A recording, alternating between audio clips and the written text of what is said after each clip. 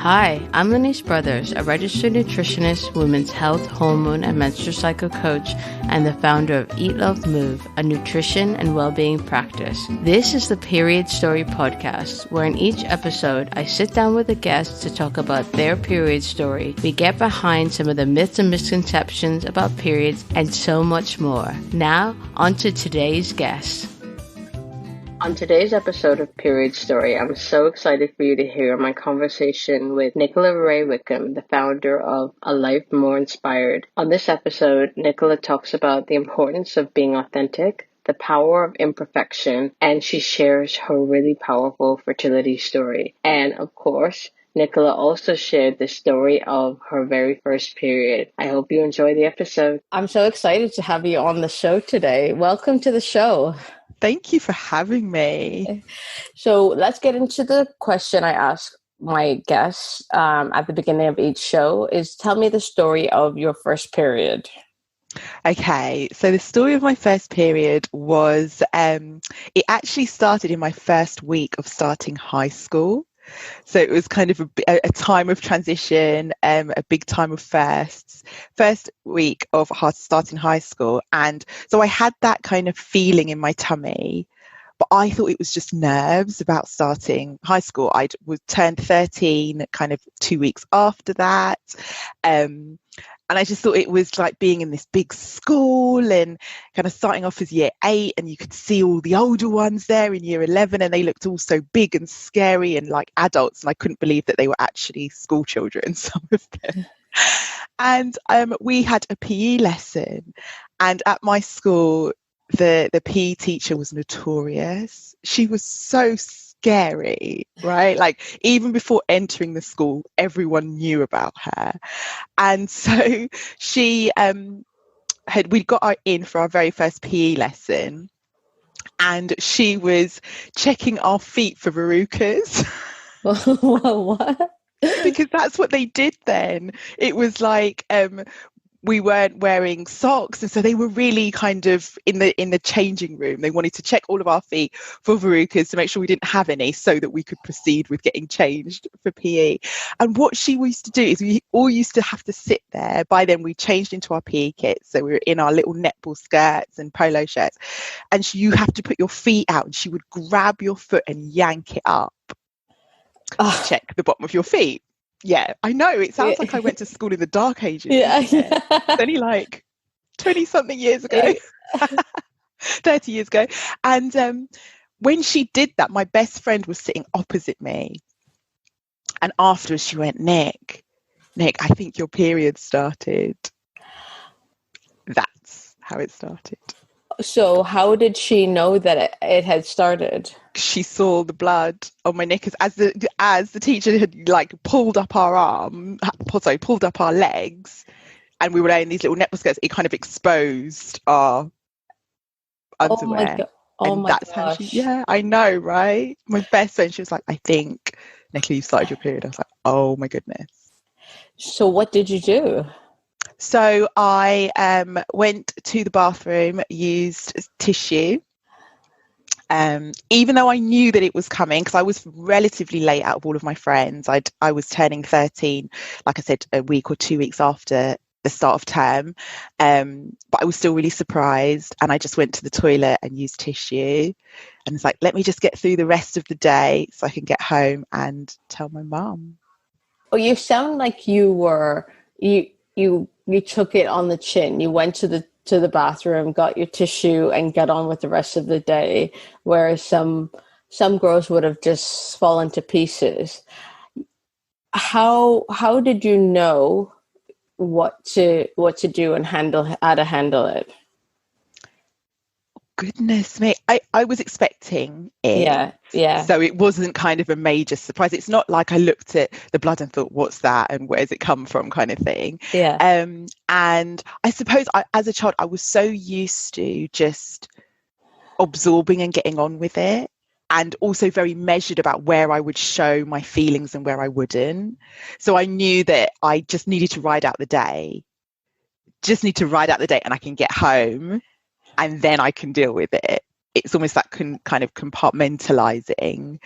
And I was a very sensitive, and I still am a sensitive adult, but I was a very sensitive child. And the way that I would deal with that is like, okay, let's just get through let's get through this lesson, let's get through this day.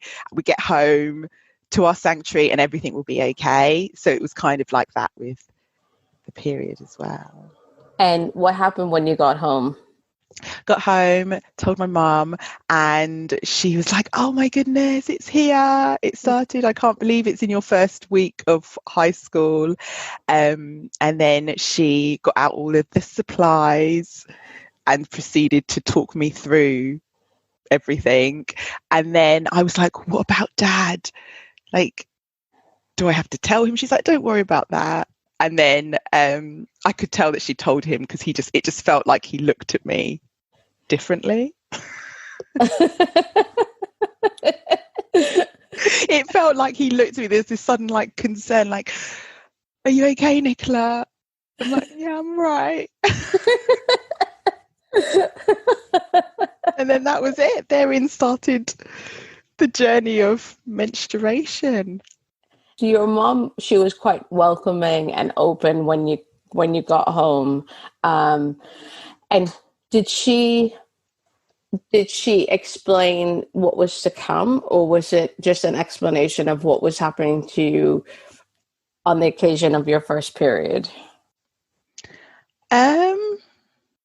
I think it was really just about the first period. It was kind of like, well, this will happen. Well, I knew it would happen monthly. Like I knew the almost like the ins and outs of it beforehand. And she was like, it might be painful, and it will happen a few times. It will happen once every month, and I can get you like painkillers, a hot water bottle. Here's a basin. The cleanliness side of it and the hygiene side of it was, to be honest, now I reflect, was the majority of the conversation. It was almost like now you need to keep extra clean. Here's a special basin, which in itself is quite interesting, right? What was a basin for? To wash with, over and above having like a bath. It was. Oh, okay. So is it like we would wash your knickers separately, or would you have just talk me through what the basin, like how you would actually use the basin? The basin was for soaking knickers. Okay. And washing them out where if they'd been soiled. Yeah. And then also the basin was so I would have a wash in the morning, but then if I felt like I needed later on, like throughout the day or something, then there was the basin. Right. Okay. Well, yeah. So this idea that you needed to be extra clean, and you needed to take extra measures to have that extra cleanliness. How do you feel about that now? Now I can see that it was suggesting in some way that being on your period was dirty. And that you, like you said, I needed that extra layer of hygiene practice now that my period had started. Which is, just the connotations of that is just, I mean, without too much information, that's not a practice I do now in my nearly 40-year-old self. Do you know what I mean? Yeah. Like, 2 kids later, and you have more of an understanding, and even like that stopped pretty early, actually. I then went to university, 18 years old, so it's And then from that occasion of your first period, how did you go through the rest of high school, having come to have your period amongst the latest of your friends? What kind of conversations were you having with your friends about periods? I don't really remember us talking about them that much. It might be we would discuss when we were on our period, and some of my friends would have had quite heavy ones. where they wouldn't have attended school, whereas mine were never like that. So I would be in pain and I'd be uncomfortable, but it wouldn't be bad enough to not attend school or anything. So the conversation might just be, oh, I'm on my period. And also if we needed help, like to borrow a sanitary towel or a tampon, or help getting it to the bathroom, because obviously we couldn't let anyone. I was at a mixed school, so God forbid a boy would find out you were on your period. So it was almost like this kind of, we'd have to get together and conclude in passing each other like it was contraband. Again, now I look back and I'm just like, we had to hide it so much, or we felt like we did. So it was definitely the embarrassment around it. So we would come together in helping each other to navigate going to the toilet and things. And it's so interesting because then you weren't allowed to go to the toilet mid-lesson. So as a girl, if you asked to go to the toilet mid-lesson, certain teachers would be like, oh, okay, of course. And certain ones would be like, well, no, go back and sit down. And then that girl would have to go through there, actually, miss, or even, God forbid, sir.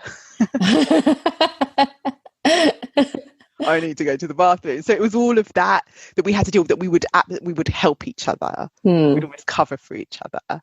But other than that, we didn't really discuss them. It's so odd how teachers, there's this level of control where if you have to go to the bathroom, you have to hold it. Whereas you get through the rest of your life, and if you get told if you have to go, then go. Yeah. And it's just kind of this control and almost shame around going, like, toilet habits, and then that extends to periods. But I wonder, you said that it was seen as contraband, and there was this kind of embarrassment there. Did you carry on this feeling after you left high school? I definitely carried it into the workplace. So it was just that it's almost like my period is something that's happening to me, and I then must deal with it alone, but also not let anyone else know I'm dealing with it. So it would be being in the office and needing to go to the bathroom and change my sanitary towel or tampon and being like, okay, and stuffing it up my sleeve to go to the bathroom, because I'd have to walk across an open plan office. And if I took my bag it would be so obvious. Whereas now I'd be like, let it be obvious, Nicola, like there's nothing. But it's almost that level of having to protect. Even I'm so conscious of the language I'm using. Protect everyone from what? I don't know, but protect everyone from the knowledge that I was on my period. God forbid. Yeah. So I definitely carried that element right through to the workplace. Yeah. And as you got older, you said that in the beginning you experienced discomfort and pain. How did your periods become as you went into your 20s and 30s? So I went on the pill when I was around 18, 19, and I didn't come off the pill until I was about 30. So I was on it for a really long time, and I didn't know it at the time, but it completely masked my symptoms. So my periods were really light. I had really minimal pain. So my relationship with my periods was very detached. I would also use the pill to control when they would happen. So if I had a holiday, a big night out, I just didn't want them that month because whatever, I didn't have them. So it became very much, I was able to control them, and I just became very detached from what they were. And because I used to have kind of slight mood swings and alterations, but it wasn't anything dramatic. So, yeah. And can you talk a little bit about why you originally decided to go on the pill? Yeah. I went on the pill because of contraception. Okay. Yeah. Okay. Yeah. And then you had the secondary effects of having lighter periods, no pain, and then found that you were able to control your menstrual cycle. So when you say that you didn't want to you were able to not have a period when you were on the pill. Tell us what you used to do. I was on, oh my gosh, I was on microgygon, which I believe is is that the mini pill? Yeah. Yeah. So I would just carry on the packs and then you wouldn't have a period. It was like magic. Or it felt like magic at the time before I knew what I was really doing. But so I just carry it on. And then I wouldn't. You were on it. You were on it for 12 years. Mm-hmm. And what made you decide to come off the pill? I decided I wanted to have a baby. And I knew that I just had a feeling that it was going to be challenging for me. It then became a little bit of a self-fulfilling prophecy, but I was like, okay, let me get this pill out of my system that I've had for so long. Also, around that time, I had suspected PCOS. So when I did my reading up on that, the advice was like, the pill isn't that great. So that combined with knowing that I wanted to conceive like fairly soon, I decided to come off the pill. Okay. And what made you think that you had PCOS? So I'd gone to the doctor. At that time, we had private health insurance through my husband's work, and I'd gone for something else, which I can't remember. And it turned out that I had an ovarian cyst. So it was all those investigations. They found out I had an ovarian cyst, which needed to be removed rapidly. So they found it within 6 weeks. I was in theatre and they were taking it out. And through that process, she was like, you might have suspected PCOS. There was like extra hair that I'd experienced. And then there was another symptom. I can't remember what it was now. And to be honest, the PCOS never got confirmed. Okay. It was almost like she thought I had suspected PCOS. Then she sent me for a scan. I had this ovarian cyst, and then that kind of took over. And we never really went back and investigated. And then did that have an effect on your then when you started to try to conceive? Yeah, absolutely. So there's a bit of a story. So when I went in for the operation for the ovarian cyst, when they opened me up, they realised that I've got an abnormal reproductive system. So my fallopian tube on one side isn't fully developed, and I've got a bicornate uterus. So it's like a heart-shaped uterus, as well as the fallopian tube on one side not being fully developed. So it was really, really dramatic, actually. The day before my wedding, so 6 weeks before my wedding, I had the emergency operation. And then the day before my wedding, I received a letter that I'd been CC'd on from my surgeon to my GP, telling her all of this and saying that it was really unlikely that I would conceive naturally. And if I did, that I would keep to term. So I found this out the day before my wedding. I was like devastated. Literally, I was packing my bags to go to the hotel, got the letter, opened it and read that. And that absolutely devastated me. So did the wedding and that was all fine. But then that started a year of trying and nothing happening, but knowing in the back of my mind that it might be due to this abnormal reproductive system.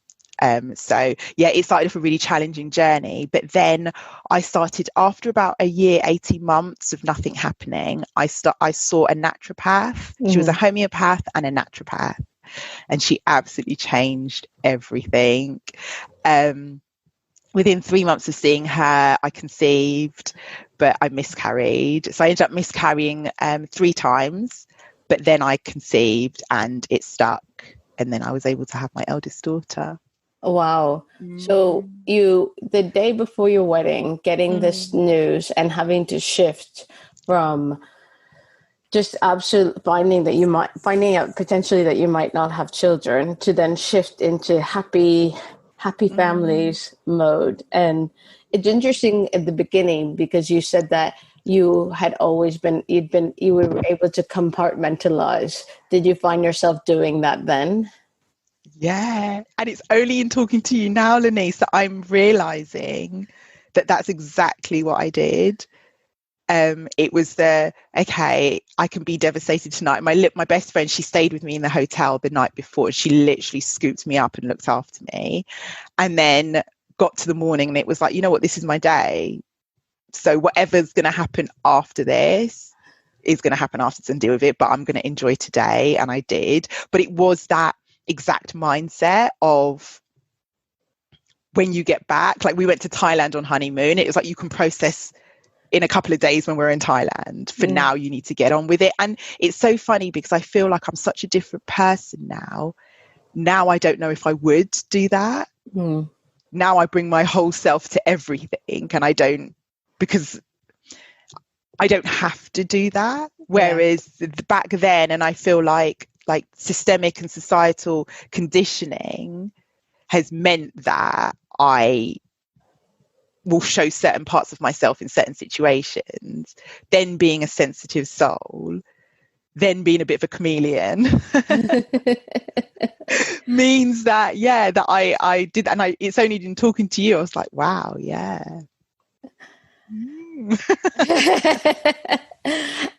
When you got back, you said when you got back from Thailand, you allowed yourself to process what the news you'd been given. When you think back on the way that you were processing it back then, what would you say to that self about the way you were processing this news? I would say to her to start her self-discovery journey then. I was starting it unknowingly, but I hadn't yet discovered the world. I hadn't discovered the inner work. So if I would say to her, like, believe in the power of you, believe in knowing that you are part of something far bigger, start to connect with spirituality, because that will help you. But then I was doing it all on my own, and I just took on the weight of it. But it was that was kind of the catalyst to me almost doing what I'm doing now and being part of this world and being the person I am now. It sent me on this journey. Often when we hear about these stories of infertility or suspected infertility, women are talking about what they had to do and their journey. And we don't hear much about how they were able to, the support around them, especially the support from their husbands. Did you lean on your husbands for support, or did you feel like this was something you had to take on yourself? I kind of did.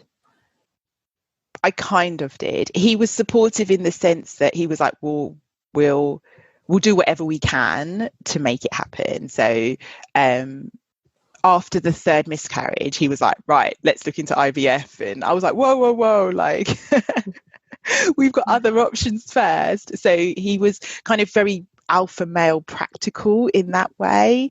At that time, he was also doing some like big IT exams that were really intense. So he was like flying off to Brussels to take these exams. It was a really intense period for him.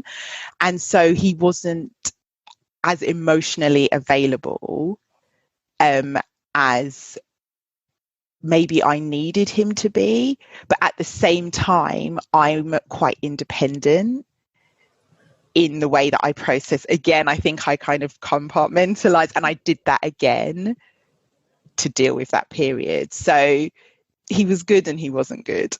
The honest truth.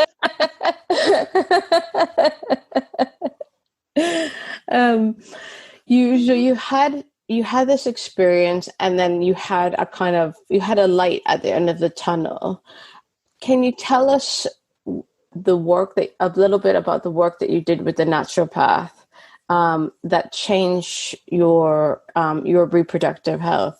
Yeah, absolutely. Well, it actually started off with I went on a girls' holiday to Ibiza, and it was a really fun holiday. But it was also a really spiritual holiday. And one of my friends who's into all of this stuff, we were up really high up in the old town, and we were looking out on the stars. It was nighttime, and she was like, "Nicola, tell the universe what you want." And I was like, what are you talking about? She's like, tell the universe what you want. And I'd never done that before.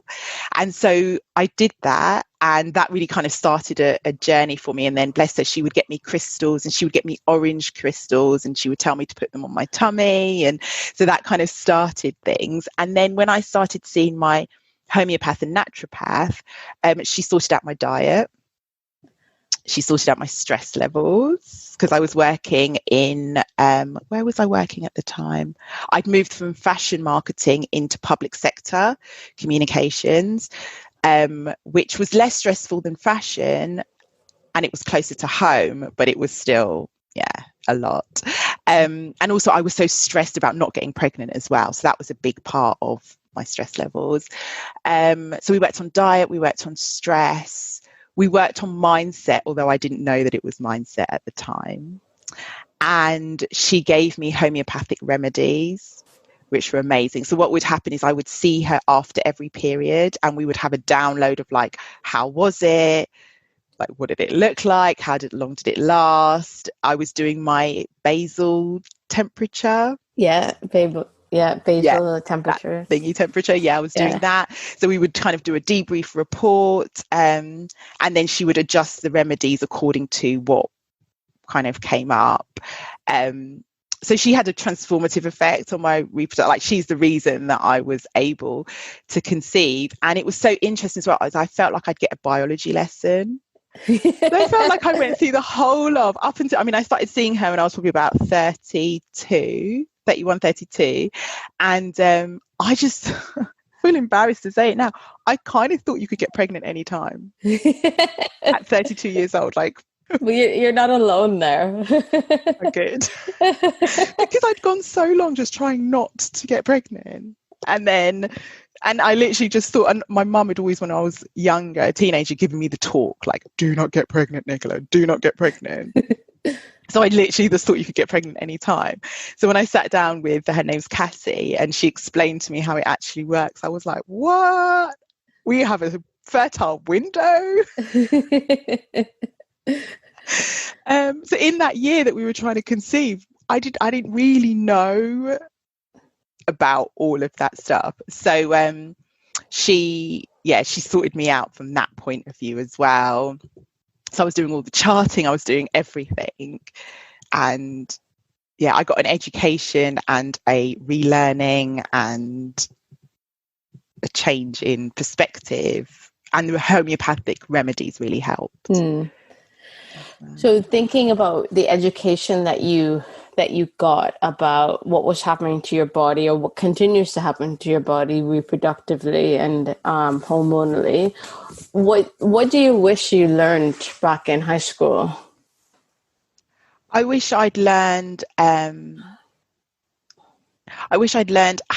how periods actually work, in terms of that they aren't bad. Like, I'm really excited to teach my daughters that they can work with their periods rather than working against them. And when I found out about the seasons, that just changed everything for me, especially as like a real creative person and a feelings person, and so much of my work is and how I am is intuitive. So being able to tune into that is like a bit of a superpower kind of. And so I wish it had been talked about in that kind of way. I'd wish I'd known the power in it, rather than it just being this thing that happens and that means that now you can get pregnant. It's so interesting that what you're saying, because so many of my guests and so many of the women I've spoken to have said that their menstrual health and their reproductive health education in school was very much focused on, this is what you need to do to not get pregnant. And they didn't learn about, what you're saying about the seasons of the menstrual cycle, kind of the phases, and, with menstruation being the winter and ovulation being the summer, and how they really wish that they had learned that. So, you're not alone in what you're saying. So you were able to get pregnant, and obviously that was a real game changer for you. After your first pregnancy, what learnings did you take from what you did before you got pregnant into your next pregnancy? Well, it was completely different experience, because I was so stressed and worried and anxious about not being able to get pregnant the first time. So when that happened, I was like, okay, I've got my one, I'm cool, this is fine. And there's like a 6-7 year gap between me deciding to go again. And the second time was much more of a considered decision. Like, I knew what I was walking into. There was a little bit like, is this the right thing kind of thing? And I was just a lot more relaxed about it, like really, really relaxed. I wasn't, other than doing kind of the basic charting.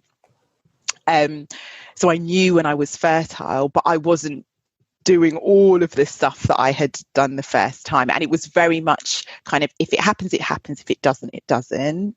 So I was literally, and I was a different person in approaching that pregnancy than the first one. I was very much trusting, surrendering, and also feeling really full and whole, so that if it didn't happen, I'd still be as happy as if it did. It was whereas the first time, it literally, I remember sitting down and talking to my naturopath and being like, I don't know what my life will be like if I can't. Like, I cannot see my life without having a baby. Whereas the second time, I was just like, yeah, I'm totally leaving it up to the universe and the ancestors to do what they see fit. So you mentioned that mindset work that you did before your first pregnancy, and then the way you're talking, you really hear the shift in the way you approached it. And you mentioned the word trust. Talk a little bit about what you had to trust in order for you to go through the journey to the second pregnancy. I had to trust that my life was enough, regardless of what happened, and trust that there's a plan, and whatever the outcome of that plan is, it's okay. It was more about, trusting kind of the powers that are bigger than us, and also trusting myself. And I was in such a place of fulfillment, and it's kind of like, life is good either way. And what I wish, I could go back to Nicola at 30 years old and tell her, even if you hadn't have been able to have, yes, you would have been devastated, but life still would have been good. But I didn't believe then. I couldn't see anything wider than becoming a mum. So yeah, it takes a lot for us to be able to step out of where we are in that moment and see the bigger picture. And they do say that hindsight is 20/20. But it's interesting that shift that you had, and you were able to take your experience and actually trust more and know that your life would be okay, because it was okay, and it is okay. Just wonderful hearing you express it like this. Yeah, it is. And it's really nice to be expressing it as well, because when you're in it and doing life, you don't often zoom up, and especially kind of this part of my life as well, zooming up and out of it it's really nice.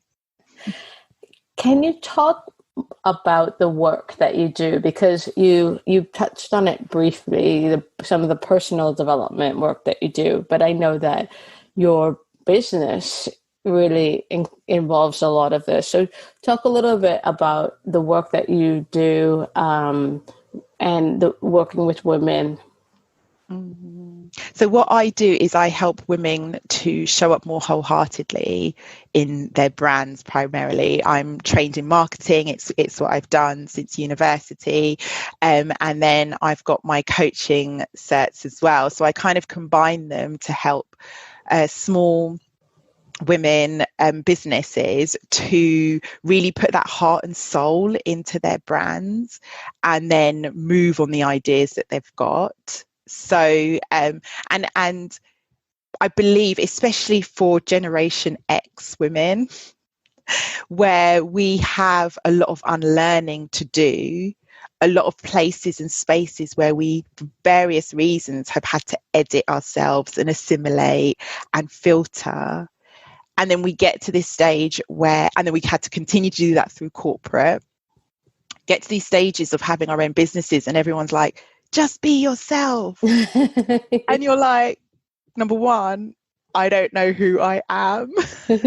And then you want me to be it. So it's like I work with women on helping them kind of draw out the essence of who they are and then infuse that into their brands, because those are the best personal brands that are infused with who you are. So I talk about imperfection a lot, authenticity, and just brand building from a space of telling your truth, really. Yeah.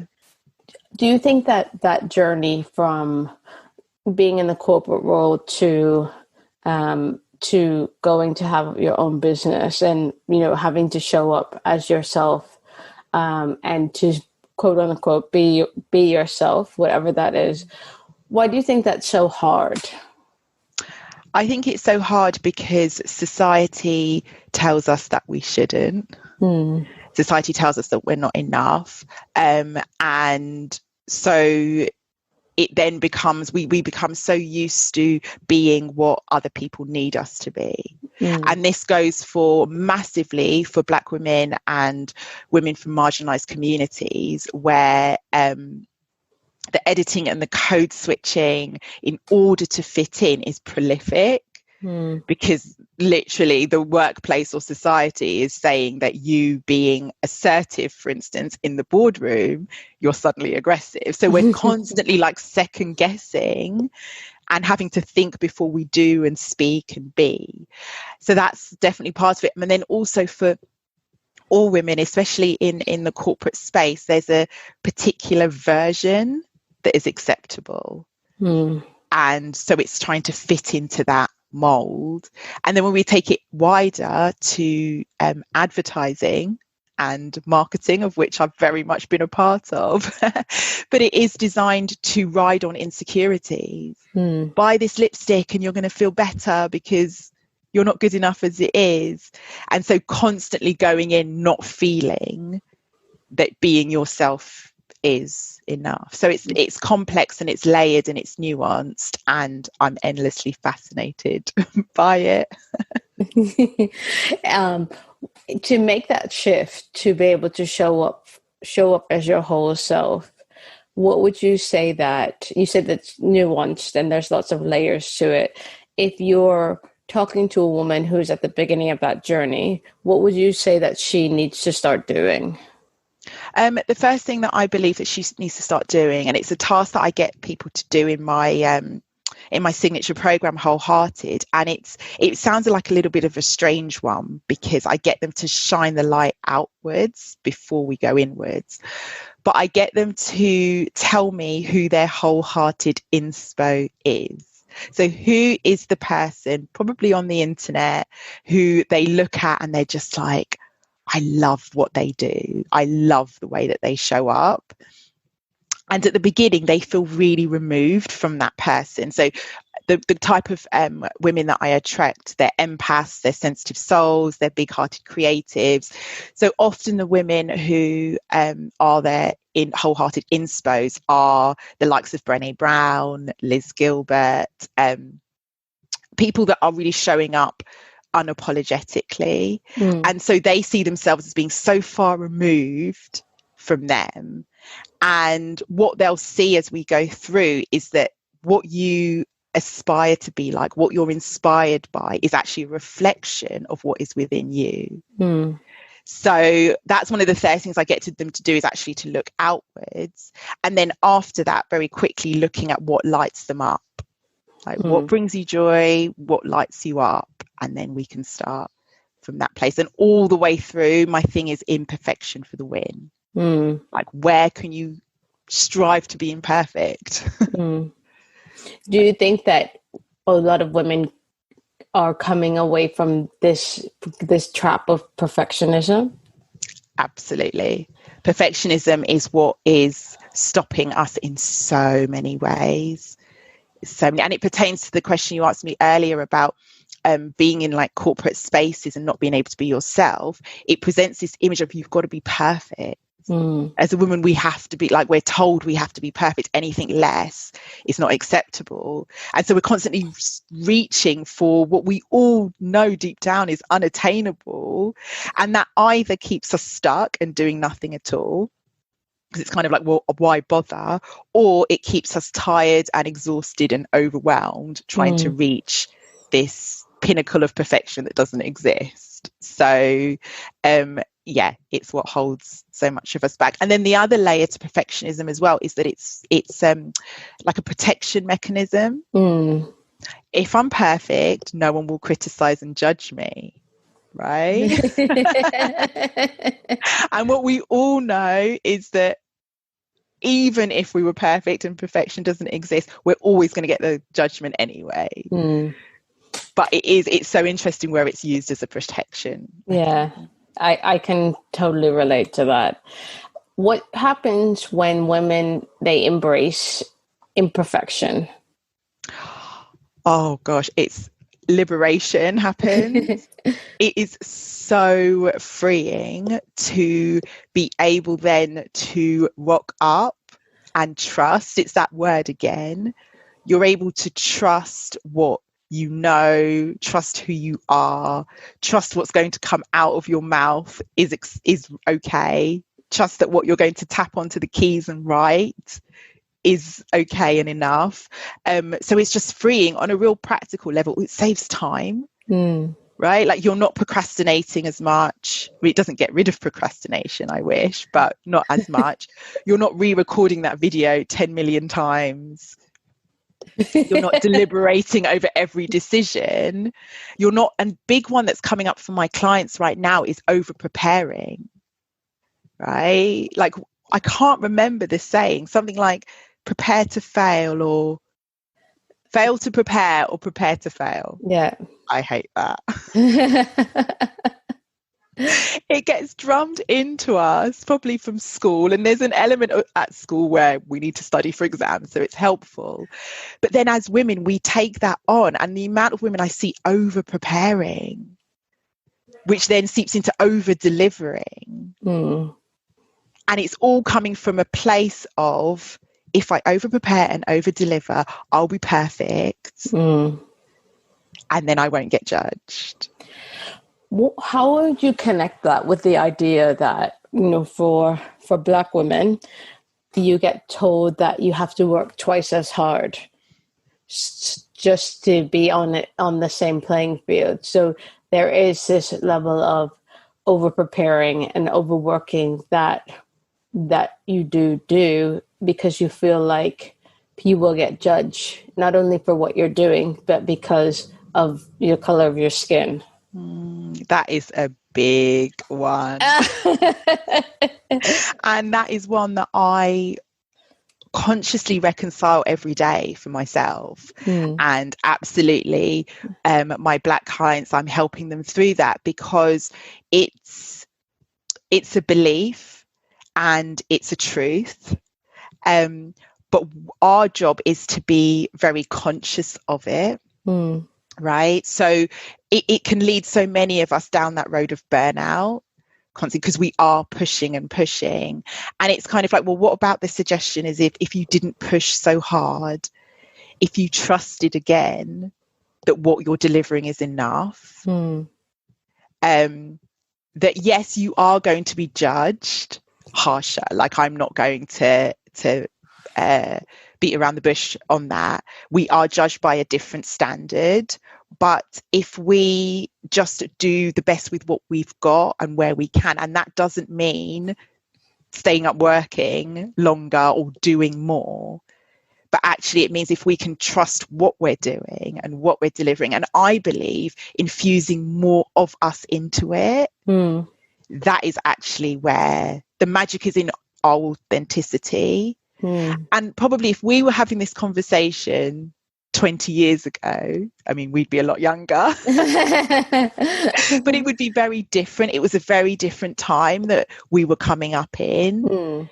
Now is our time. Like, we can, I'm saying to a lot of my Black clients at the moment, you just need to be, right? You just need, and we've never been told that before. Before it was all do. We just need to be and work from that place. And I do believe the condition of work 2 times hard, it has to be conscious. We have to, because it's so easy to get into our everyday and have us burning out. Yeah. Wow. Lots of food for thought there, as I knew there would be, because you're so full of wisdom. Can you tell listeners, if they're here connecting with what you're saying, and they think I need to work with Nicola, how they connect with you? Yes, absolutely. So Instagram is my main playground, and I'm there at A Life More Inspired, and my DM's always open. So come and have a chat with me there. And then I have my signature program, which is Wholehearted, which is just, it's beautiful. Someone described it as a warm hug and a loving nudge the other day. But it really is taking you from having your idea for your brand, by the end of it having a clear voice, stepping into your authenticity, and also importantly creating content that connects and converts, because you know that's what it's all about. So yeah, that's one of my main things, and my membership as well, which is a beautiful ecosystem. So yeah. If listeners take one thing away from what you've shared today, what would you want that to be? It would be imperfection for the win. If people could walk around their days and just remember that would bring me so much joy. And I think that would be the most helpful thing that I could leave. Thank you so much for coming on the show. I knew this was going to be a brilliant episode, and it really is. So thank you for being so open and showing up as your whole self. Oh, Lenise, thank you so much. Honestly, this conversation has just warmed my heart. And yeah, thank you.